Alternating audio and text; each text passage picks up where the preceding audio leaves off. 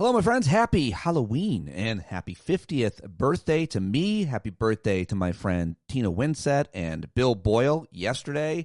Thank you to everybody who showed up at the Hangout last night. There were over 70 of you there. Thank you to the dozens of cards that you sent me. People sent money and gift cards and all kinds of different things. And I am overwhelmed with gratitude to everybody who supports my work and who is part of or supports this community that we've created around it. When my gig at SiriusXM ended, and yes, you can have a drink because I mentioned it, this time 5 years ago, if you can believe it, I could not have imagined that we would have gotten as far as we did, almost 1,500 episodes, a daily show with all these great guests continuing to join me, new guests all the time, as well as everything else that we've built up around the show with the Hangouts and more. I'm so honored and grateful to be able to do this show and do the work I do, trying to find the best people, ask them questions that you and I both have, keeping you informed during this shit show, and that's what I'm going to do in just a moment. But again, I just want to thank you. It's an embarrassment of riches, abundance of amazing people in my life, and today I will spend it with the people who love me the most.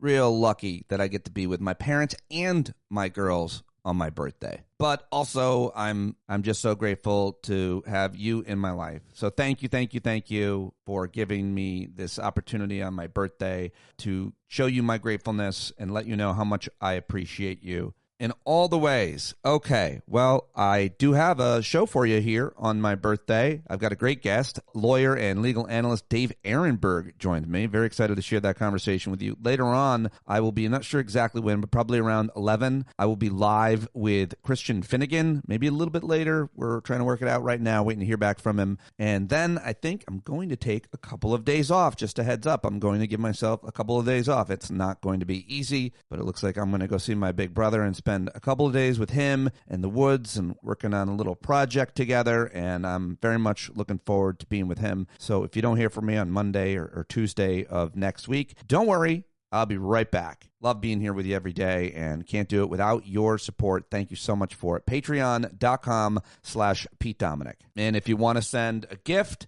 it's on Venmo. I'm Pete-Dominic. And the last four digits of my phone number are 8844. They make you put that in.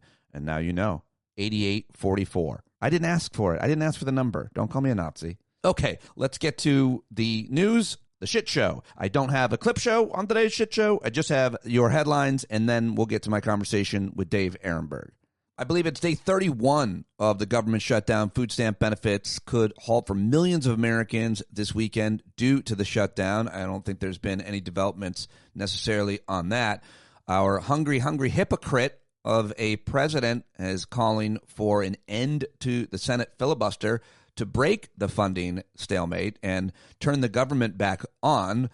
But I'm not sure they're going to listen to him, and I don't think that's necessarily the best strategy. But the dude's not known for strategizing effectively. He's more known for middle-of-the-night posts on the internet. That's right. Also probably worth mentioning, you probably felt it in your soul, that Blob the Builder is back in America. He's home, and you just feel him re-enter the country.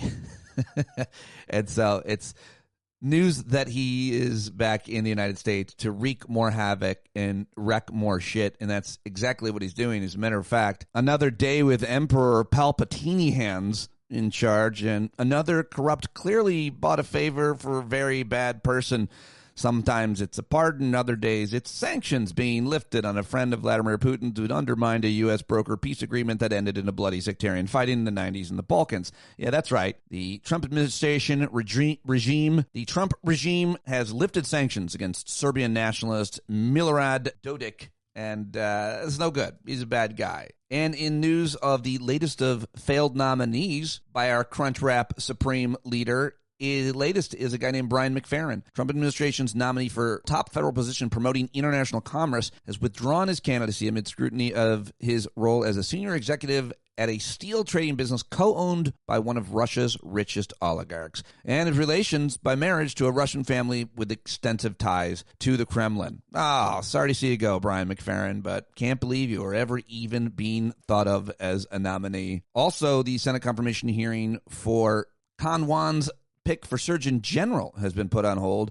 Dr. Casey Means, it's been postponed after she went into labor. She's pregnant, and she went into labor. And so, yeah, not great timing, Dr. Means. And I hope you didn't take any Tylenol. That's all I got to say. Apparently, RFK Jr. walked that back. He said, we don't have enough evidence to say that Tylenol caused autism. That's right. He said there's not sufficient evidence that Tylenol causes autism. So, wait, I thought he announced that there was, and that Trump announced that there was, and that he posted that there was. And also the Texas Attorney General is now suing a manufacturer of Tylenol, accusing the company of failing to warn consumers about the risk of taking Tylenol while pregnant. It is so unbelievably irresponsible that you just can't possibly believe it. But this is the timeline we're in. This is reality. And I'm here to tell you on Earth One, that is what happened yesterday. But that's not all that happened. No. Yesterday, our commander in chief revived a Cold War debate, surprised the national security world when he declared that he was ordering the U.S. military to resume nuclear testing after a 3-decade pause. So, yeah, he's on his way home from 6 days in Asia, and he tells reporters that he made the call because all the other countries are conducting nuclear tests. Except, of course, the last nuclear test was by 2017 by North Korea, the only country to regularly conduct tests in decades. Neither Moscow or Beijing has also conducted a test in nearly 30 years. So most experts believe that if the U.S. were to resume testing, it would essentially give other nations permission to do the same. And so the Kremlin even said yesterday it would follow the U.S. if it began testing. So that's fantastic. Bragger Vance met with China's President Xi Jinping and announced a sharp de-escalation of their trade standoff that rolled back contentious tariffs and extracted key concessions from Washington. So that's pretty big. A judge appeared skeptical of the administration's decision to suspend food stamps. The regime is slashing the cap on refugee admissions to a record low and reserving whatever refugee admissions they have to white South African. So, I mean, I don't know how much more racist and white supremacist you could be, but that's no more refugees except for white South Africans is a pretty loud announcement. Damage from Hurricane Melissa has begun to come into focus. An entire town has been totally destroyed in Jamaica. There's been over 30 deaths across the Caribbean, and worth reading into and paying attention to. Obviously horrific for them. And if you've ever been to any of those countries, you know they're amazing people, and we should support them however we can, because our government certainly ain't going to. Just 5 days until the election in New York City, 2 new polls showed Zohran Mamdani, the Democratic nominee, holding a sizable lead in the New York City mayoral race. Pretty interesting, and I think a point of excitement for a lot of progressives, including myself. Really interesting to see what happens. The guy's got such a good attitude, positive guy, and has brought a lot of joy to a lot of New Yorkers during this year-long campaign. Now, this is a pretty interesting story. Prince Andrew will no longer be Prince Andrew. Buckingham Palace announced yesterday that the 65-year-old younger brother of the king, King Charles III, will be stripped of his most valued title, Prince. Andrew Mountbatten Windsor, as he is now known to be known, will also be evicted from his royal residence. They cannot run far enough away from this. This is a major scandal for the royal family. The extraordinary punishment caps Andrew's fall from grace over his ties to the convicted sexual predator, Jeffrey Epstein. Palace officials said Andrew would move to a property on the grounds of some other royal residence owned by Charles. So, he can still live in a mansion rent-free, I guess. It's wild, and a lot of the world is paying real close attention to that story. Prosecutors accused 19 people of selling millions of doses of fentanyl, that's right, that's how I pronounce it now, heroin and crack cocaine in New York's Washington Square Park. The price of electricity is spiking around the country. In the Netherlands, voters rebuked the far-right party and threw support to center-left party in national elections. 7 people have now been arrested in the Louvre jewelry heist. A guy who used to work at the Trump Golf Club has been mistakenly deported to Mexico. It's insane, that story, by the way, the New York Times reporting. And a new study found that text-based therapy can help treat depression. How about that? Large-scale randomized trial of texting therapy concluded that its outcomes were as good as video sessions in treating depression. You know what else is really good? Pema Chodron's work. I've said it like every day now. If you're struggling, go get the book, When Things Fall Apart, Hard Advice for Difficult Times. I highly recommend it. I can't recommend it enough. Therapy is awesome. Medication works for a lot of people as well. But I swear by this book and this woman's work and advice and insights and Buddhism in general and meditation in general. So that is what I've got for you on today's news.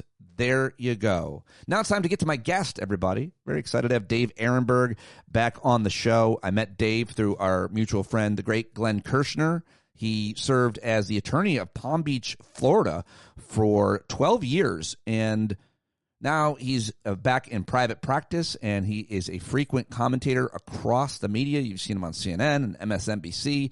He went to Harvard and Harvard Grad School. He's a White House fellow at the U.S. Department of Treasury early in his career. He was a state senator for 8 years. He was the drug czar in the Florida Attorney General's office, and that Florida Attorney General was Pam Bondi, by the way. So I talked to him about her and Trump and Epstein and the news of the day as well, legal news. Great to catch up with Dave Aronberg. You should go subscribe to his new Substack, and his website is davearonberglaw.com if you want to learn more. And we were live yesterday. If you want to watch this interview, you can go head over to YouTube, youtube.com/standupwithpete. Subscribe while you're there, as well as Substack at Stand Up With Pete. Let's do it right now with Dave Aronberg, a legal expert, a lawyer, a Florida lawman, as he referred to himself in his last job. Dave, welcome back to Stand Up. Thank you for joining me. Pete, I'm a big fan and happy to be on the show with you. I call myself Florida lawman. I know it's like you can't call yourself T-Bone, right? The Seinfeld thing, but I did, and I got it trademarked even. You did? That's hilarious. That's great. I love it. Well, let's just explain a little bit about, you've been on with me before. We know each other pretty well. We're both good friends with Glenn Kirshner and do his event every year. But just remind people a little bit of your background, because you just kind of made a transition out of official Florida law, man, right? You were the state attorney at Palm Beach. Is that right? Yes, I was the state attorney, which is the equivalent of the DA, district attorney, for Palm Beach County. That's the huge county that also includes a place called Mar-a-Lago. So I was the top law enforcement official there for 12 years and saw a lot of stuff. Palm Beach County hits above its weight. And before then, I was a state senator, and I ran for Attorney General of Florida. In fact, I ran and lost in a Democratic primary, and the guy who beat me, I endorsed him against the Republican, and the Republican won that race, a woman named Pam Bondi. And so that's been my past. And then she reached across party lines to hire me as her drug czar to go after the pill mills, the opioid epidemic. And so that's another part of my career, going after prescription drug abuse. And here I am now, a private sector. I left government after 25 years and opened up my own law firm, Dave Aronberg Law. We're a boutique litigation firm. I published a book called Fighting the Florida Shuffle, which is about fraud and abuse in the drug treatment industry. And I even started my own Substack because I want to be like you, Pete, at Dave Aronberg, figuring it all out. But, we're moving. Well, I love that you're doing all that. You've become a really good source for people. You've got a lot of credibility on all these issues, including many that you just mentioned about. I think I could spend the next 25 minutes talking just about some of the things you know a lot about, as opposed to just news of the day. I'm going to do a little bit of both, because I certainly want to ask you about a bunch of things that are happening right now. But before we get started in that, like, what is your relationship then with Trump, the Trump family, Pam Bondi, given your 12 years in Palm Beach, Florida? Well, I don't really have a relationship with the Trump family. I don't know them. I have met Trump back in the day. He was a Democrat, remember? He was giving money to Hillary Clinton. He supported Democrats. And then he moved over to a party where he could control. It was like a host body, as they say. The Republican Party was like a host body, and he came in and he dominated the host. But as far as Pam Bondi, so I ran against her technically, although that gives me too much credit. She likes to say that she beat me and then she hired me. That gives me too much credit because I didn't even make it past the opening round. I didn't get to the playoffs. And on the issue of pill mills and the drug treatment, the opioid abuse, we were in line on that, and she and I worked together in closing down those pill mills. And when it came to that was something that I thought that deserves credit because that was an epidemic in Florida. We were the worst of the worst. We were the pill supplier for the rest of the country. Obviously, we have our differences on policy and about President Trump and a lot of things. But when it came to that issue, and that was back in 2010 and 2011, it was a while ago. The Republican Party has changed a lot. There are a lot of people who, right? In the what they call the normies, they went in two different directions. You can go the direction of Liz Cheney, Adam Kinzinger, or you can go in the direction of just about everyone else, and it's a party of Trump now. And Pam Bondi is the Attorney General. If you want to keep your job as Attorney General, you can't be a Liz Cheney and Adam Kinzinger.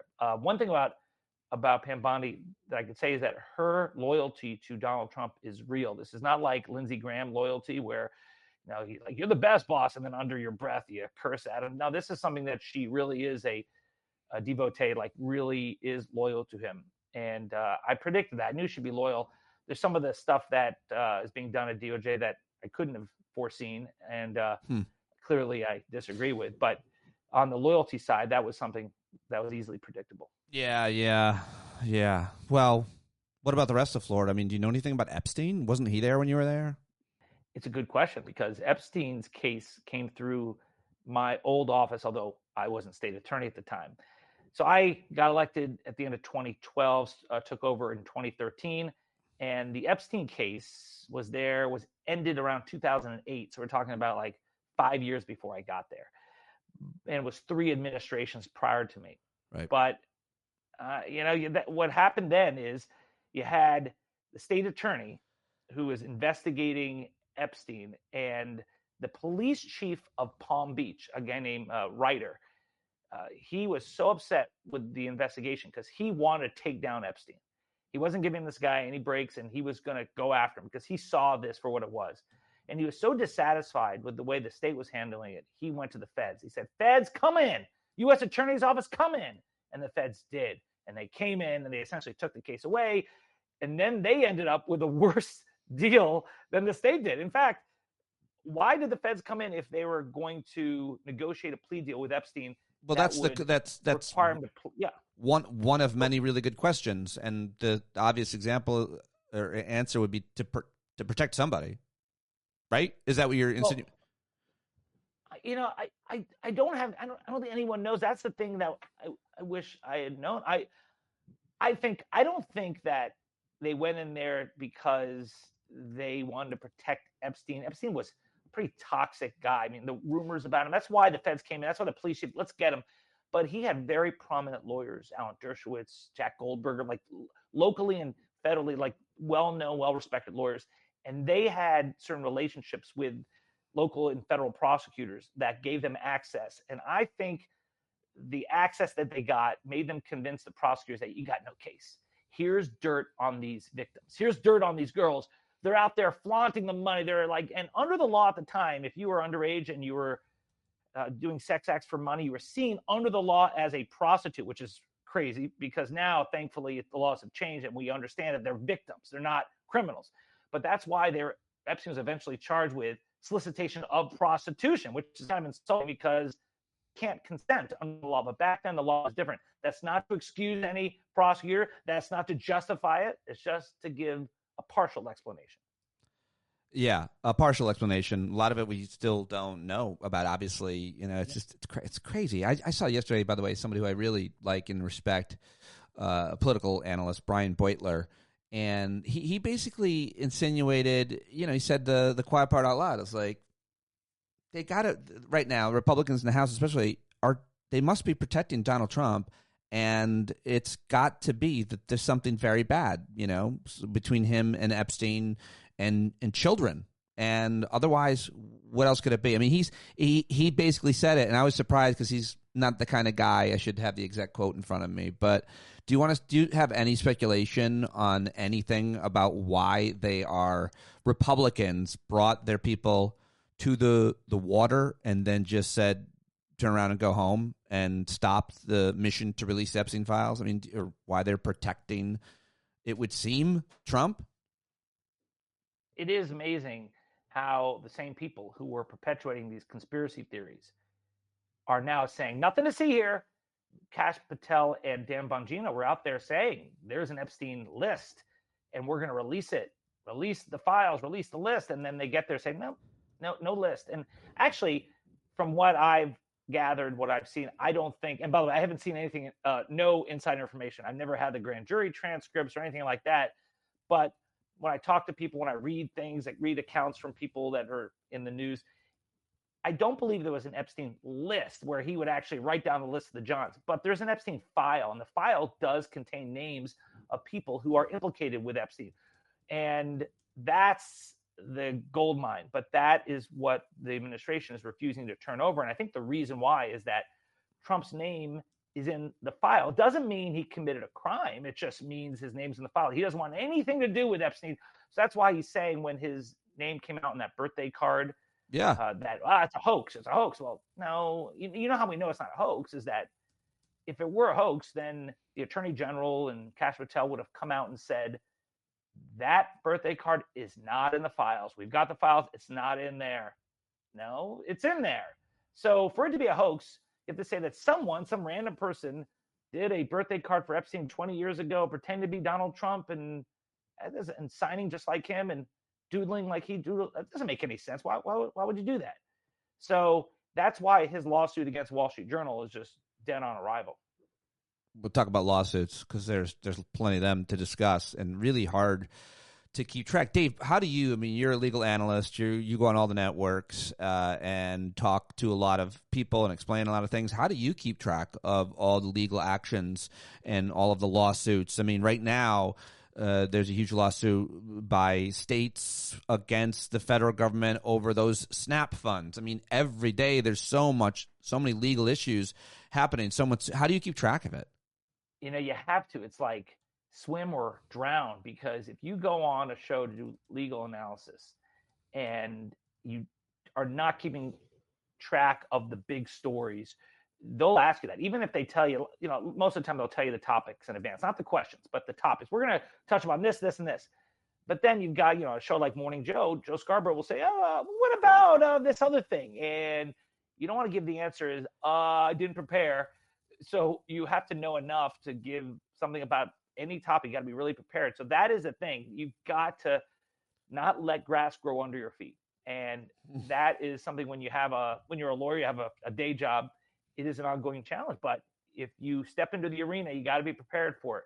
Well, I love talking about legal issues because it's a passion of mine, especially the legal political side of things. I do the true crime, which I love, but I grew up, I'm in the politics. I was a state senator. So when you have that niche of law and politics, I think that is where I'm probably a little different than most other legal analysts who are came from the courtroom, whereas I came from being a state senator and being involved in politics and then became a prosecutor.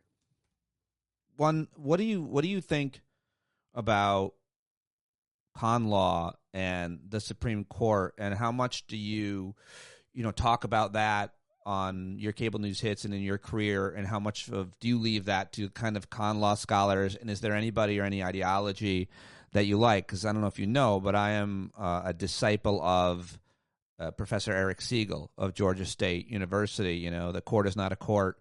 Justices are not judges. Politicians in robes. A pretty radical guy who a lot more people have moved towards, I think, as things have turned the way they are with the Supreme Court. But how do you think about that, Supreme Court con law?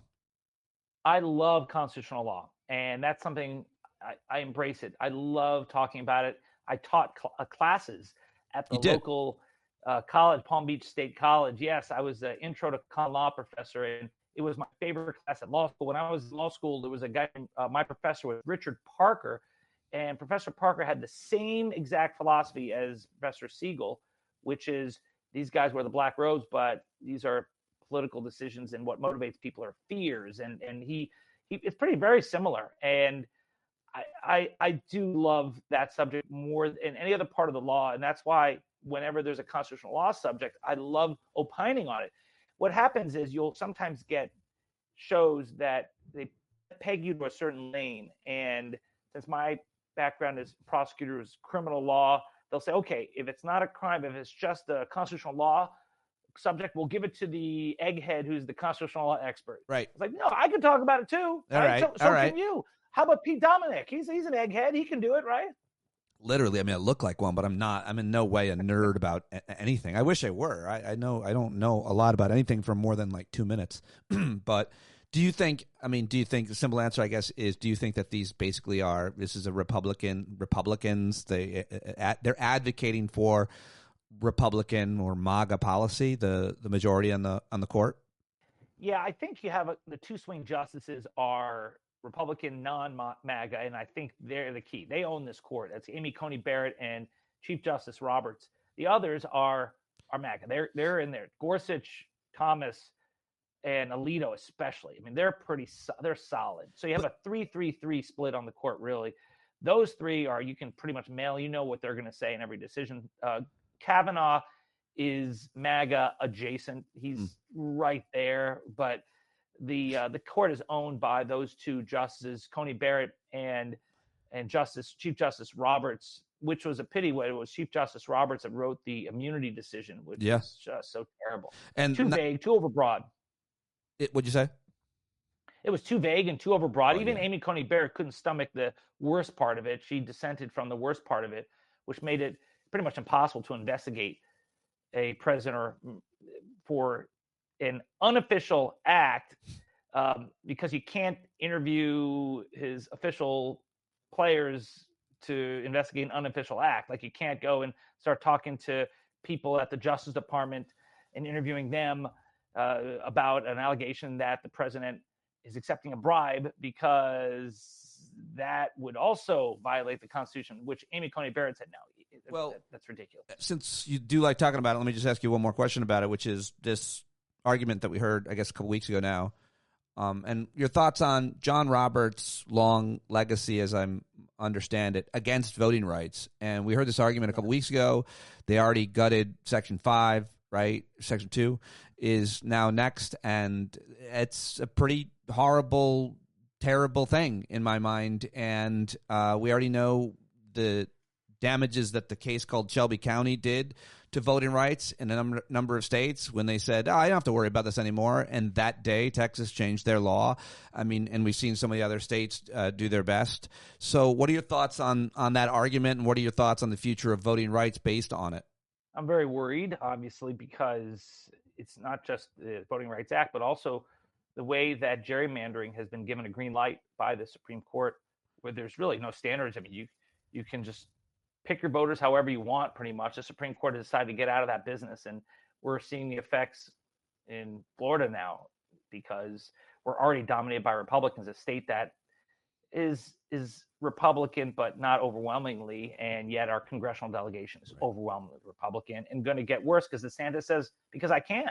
And when the courts have decided to abdicate their role, then it's just pure political power, and that's not the way it should be. So yes, I am concerned about it. I don't know the way out of it. It may take a constitutional amendment. I don't know.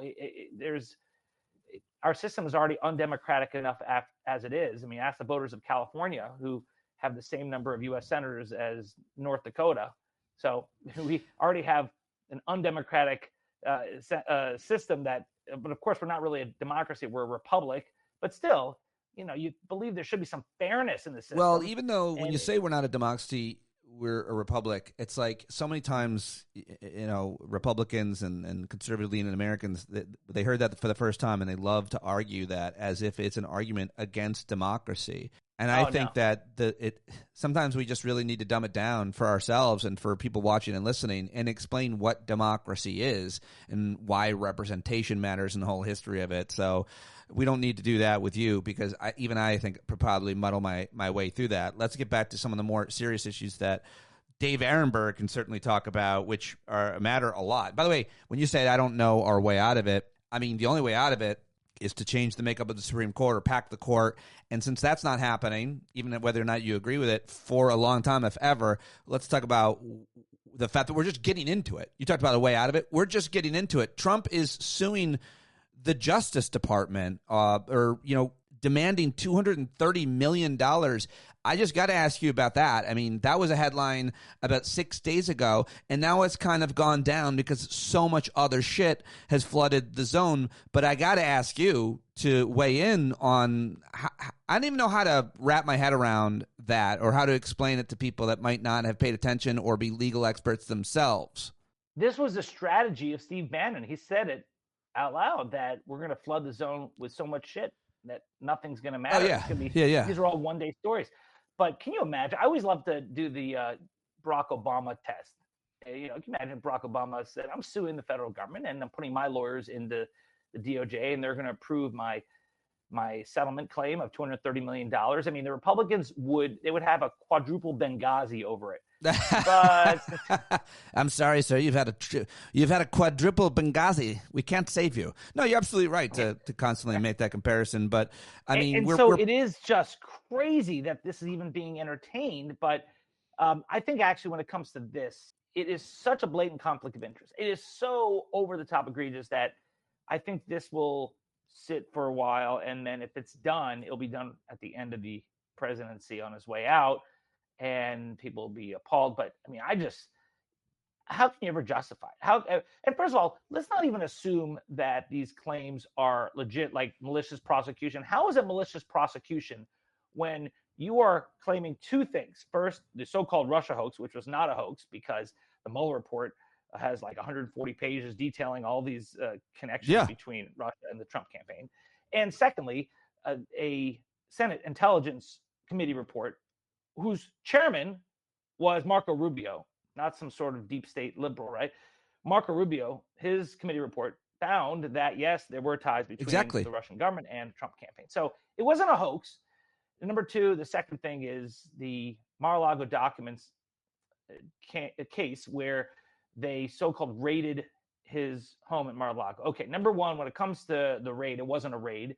It was a search warrant.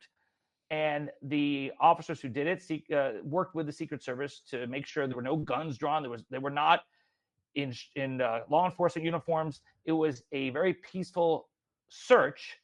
And number two, they had a warrant. This was not the DOJ just saying, let's go search this place. They went to a federal magistrate and got a warrant meeting all the proper standards of probable cause. So how do you get paid from any of that? You don't. You shouldn't.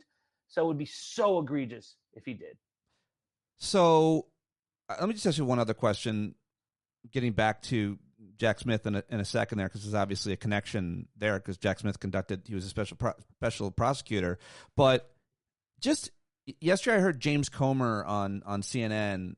I don't know if you saw this 2-minute clip or moment where Tapper was basically asking James Comer, who of course investigated corruption in the Biden administration and spent days and millions of dollars and lots of time on Hunter Biden and corruption, and if he was, using his dad's name, trading on his dad's name, and so on. And basically, Tapper named off a few different things that Trump and his family have done to enrich themselves. And Comer's argument was, listen, he's doing it publicly. Everybody knows what he's doing. He's being very transparent about it. It's when politicians hide these things that it's a problem. And I'm not sure if I heard that right, and I wish I could have just played the clip for you because I do want to be fair to what James Comer or anybody says. I'm not that guy. But what I heard was if you commit crimes publicly or if you commit to these corrupt money-making schemes and you tell everybody taking the plane, the crypto schemes and so on, then it's okay because everybody can see what you're doing and the public can judge for themselves. But my question really, Dave, is I think the word corruption gets so overused, and we know it's bad, but people don't really unpack it when it comes to government. But Trump is constantly making deals for himself and his family and his friends using America and our assets and our money and our power. And Comer's basically, in my opinion, saying everybody's watching him do it, so it's okay. We don't need to investigate it. What are your thoughts on that? Well, as a former prosecutor, it was never a defense to say, yeah, I robbed the bank, but I did it openly, and I even announced my intentions in advance. You don't get a get-out-of-jail-free card by being transparent.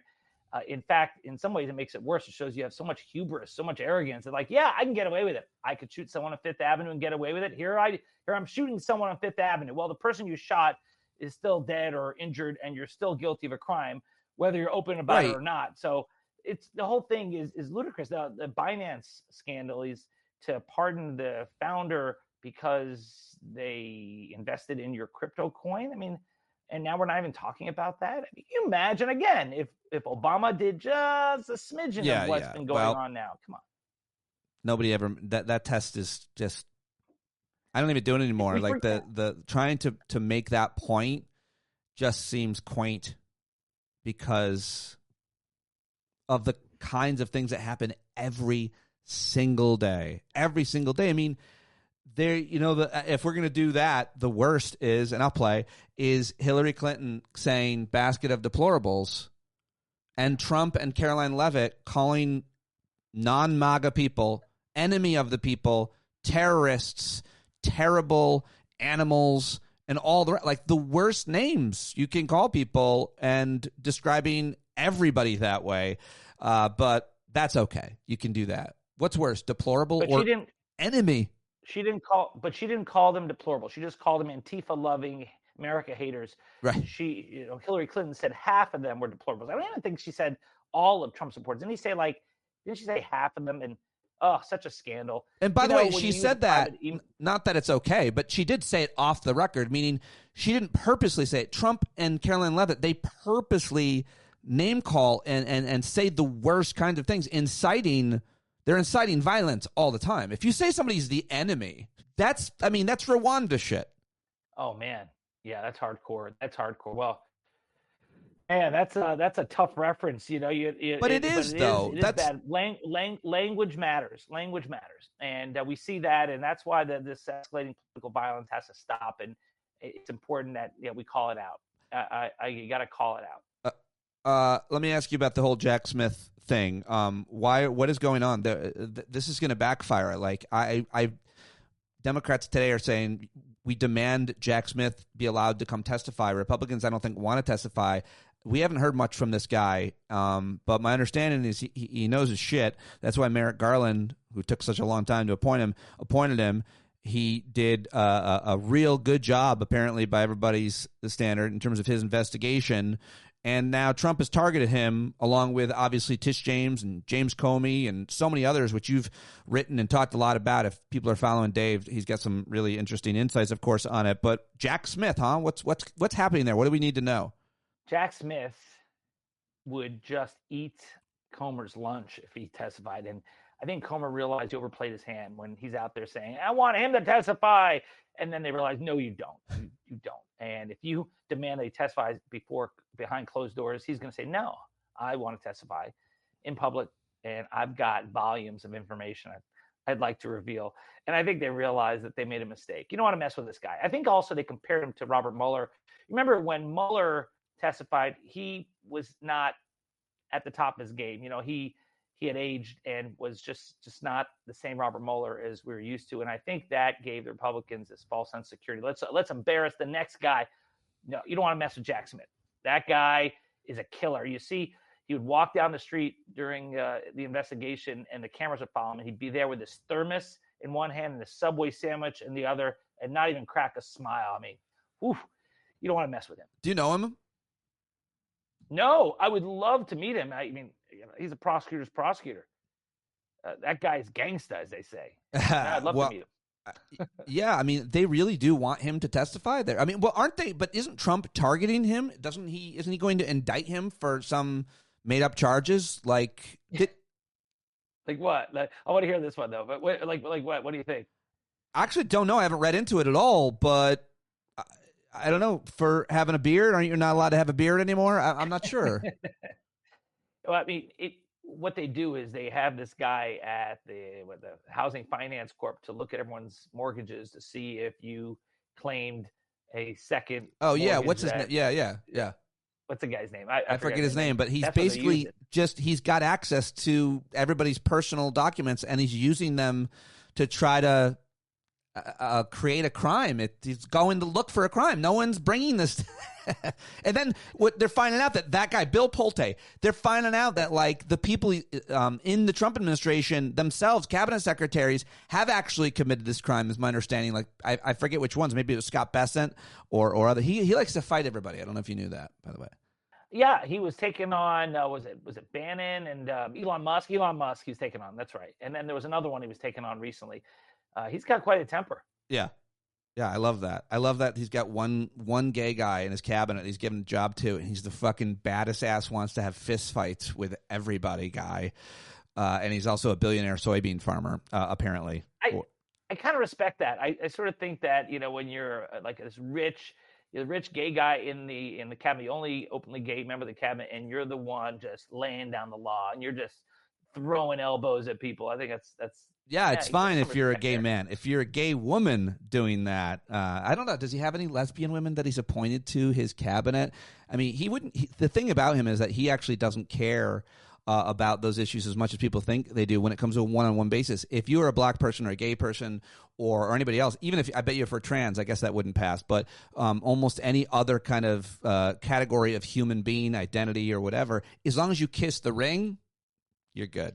You can hang out with him as long as as long as you send money for his giant ballroom that it doesn't matter. As long as you kiss the ring, any foreign leader, anybody has said anything about him in the past, as long as you take that knee, you're in. You're one of the good guys then. Well, what about when you talk about trans? I would say it doesn't matter who you are. He does not discriminate if you're a supporter of his. He's transactional. Yeah. He'll accept it. Kris Jenner. Caitlyn Jenner. Sorry, Caitlyn Jenner. Yeah. I mean, trans and Trump embraces her, and it does not matter if you support him. Yeah, he that's will a good have point. your back. You did. You found a trans person who he embraced. I'm sure he won't let Caitlyn Jenner in the White House or around him, but he appreciates the support and might appoint him to some important job. All right, I misgendered Caitlyn Jenner. Dave, what else do we need to know? I'll let you go. I really appreciate your time and that beautiful Windsor knot that I've noticed. Been meaning to tie. That is you really know what you're doing tying the necktie.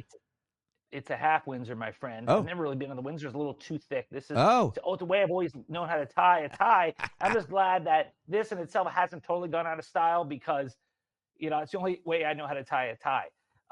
And I am fully clothed. I know sometimes you do these shows and you end up not wearing pants. But no, you got a full suit. Oh yeah. Well, sport jacket and pants. I was doing some streaming stuff today, and I was supposed to do some TV hits, but it's a news cycle, and if it's not a legal story, they'll bump you for someone to talk about. That's snap. That it's out of my lane, Right. But it doesn't matter because as long as I'm here with you, Pete, because I appreciate show and I love it. I appreciate you slumming in with me. Are you wired in, or can you walk backwards away from your computer and we can see that you're not lying about your pants? I am. I've got this wire. Hold on. But I'll show you. I believe. Oh, look at that. Look at that. He really does. I don't even want to do the same because I'm wearing just a Speedo. Dave, it is so great to talk to you and have you back. I learn a lot when I talk to you, when I read you, when I follow you. I appreciate you doing this today, and we'll do it again real soon, man. And thank you, everybody, for watching live. And Dave, what are we plugging mostly? What are you promoting mostly? Thank you. Yes, I have a new Substack, Dave Aronberg on Substack. Also, check out my book, Fighting the Florida Shuffle, about fraud and abuse in the drug treatment industry. And that's really all I'm promoting right now, those two things. And also, I have my law firm, Dave Aronberg Law. It's a boutique law firm based in South Florida. We do litigation and immigration now. How do you like that? So, yep, that's it. Well, let's talk again real soon. I'm going to get the book and read in on it because that's an issue that really matters a lot, and I want to learn more about and talk about it, and still something that is a great deal of importance to it. So, thank you very much, Dave. Really appreciate it. Thank you, Pete. Yeah, there he goes, Dave Aronberg, everybody. DaveAronbergLaw.com, and follow him and support him on Substack, and you can contact him there, ask him your questions. We'll definitely get Dave back. So much more to talk about. Obviously, love learning more about his career, his background, his expertise, that book, Pill Mills, all of it. Thank you, Dave Aronberg. Thank you for pressing play on today's show, you bumblebees. here at the end. You are the best. Thank you again for your gifts, for your kindness, for your support, for your paid subscription, and all of the rest. I hope you have a great weekend. I'm probably going to take the first couple of days off next week and try to get centered and focused and do a little project with my brother, and I'm very much looking forward to it. And I will be back, I think, Wednesday. Who knows? You know me, I'm addicted to this, and so maybe I won't even leave. It depends on what happens in the world potentially, but I plan to. That's the goal, so don't worry about me. I'll be right back. I love you guys. Thank you very much. Bye-bye.